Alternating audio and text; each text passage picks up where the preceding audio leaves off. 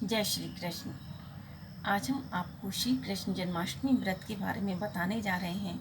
श्री कृष्ण जन्माष्टमी का व्रत प्रत्येक साल भादों के महीने में कृष्ण पक्ष की अष्टमी तिथि को रात्रि 12 बजे रोहिणी नक्षत्र में मनाया जाता है। इसलिए हमेशा ये रहता है कि पहले दिन व्रत मनाएं या दूसरे दिन मनाएं। तो स्मार्त समुदाय के लोग आज व्रत मना रहे हैं और वैष्णव समुदाय के लोग कल उदया तिथि में व्रत मनाएंगे। और 13 तारीख को इस बार रोहिणी नक्षत्र भोर में पड़ रहा है, तो रोहिणी नज़दीक भी रहेगा, रोहिणी नक्षत्र भी नज़दीक रहेगा। भगवान श्री कृष्ण का व्रत रखने से कई एकादशी का पुण्य फल प्राप्त होता है। इसके संदर्भ में एक छोटी सी कथा आती है। 5000 वर्ष पहले मथुरा में उग्रसेन नाम के राजा राज्य करते थे। उनका पुत्र कंस बहुत दुराचारी अत्याचारी था। उसने अपने पिता को जेल में डाल दिया और खुद शासन करने लगा। इससे उसकी बहुत बदनामी होने लगी। उसने सोचा अब तो बदनामी होने लगी, क्या करा जाए। इसलिए उसने अपनी चचेरी बहन का विवाह खूब धूमधाम से किया। और जब वो अपनी बहन को विवाह कर रथ चलाकर ले जा रहा था ससुराल में, तभी रास्ते में आकाशवाणी हुई कि हे कंस, जिस बहन को तू इतनी धूमधाम से ले जा रहा है उसकी 8वीं संतान तुझे मारेगी। अब तो कंस को सुन के बहुत क्रोध हुआ, तो उसने लेके तलवार देवकी को मारना चाहा। लेकिन वसुदेव ने समझाया, बोला कि तुमको देवकी से तो कोई परेशानी नहीं है, इसकी 8वीं संतान हम तुमको दे देंगे। और कंस इस बात पर राजी हो गया। अब तो नारद जी रास्ते में मिले कंस को। उन्होंने कहा, एक फूल में 8 पत्ती दिखाई। बोले कि कौन सी पत्ती कौन सी है। कंस ने कहा, पता नहीं। तो उसने कहा कि क्या पता देवकी का पहला पुत्री 8वां पुत्र हो। अब तो कंस ने उनको कारागार में डाल दिया, देवकी को भी वसुदेव को भी। अब जब जब देवकी की संतान होती कंस उसको मार देता।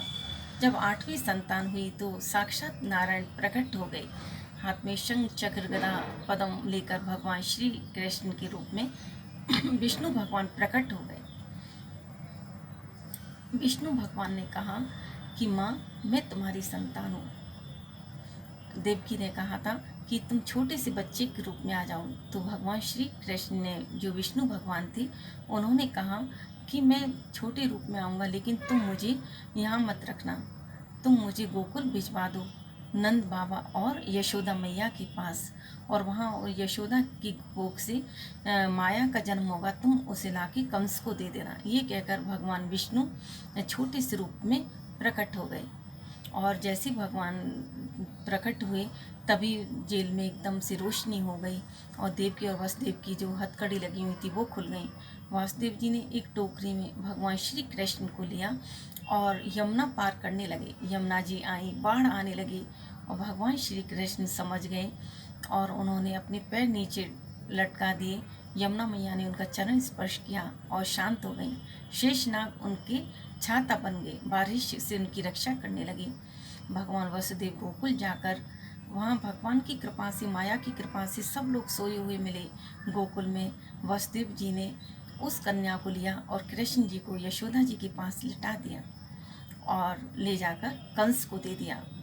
कंस ने जैसे पत्थर पर पटक कर उसको मारना चाहा, वो माया बनी कन्या हवा में उड़ के चली गई। उसने कहा, अरे दुष्ट, तू मुझे क्या मारेगा, तुझे मारने वाला तो गोकुल में जन्म ले चुका।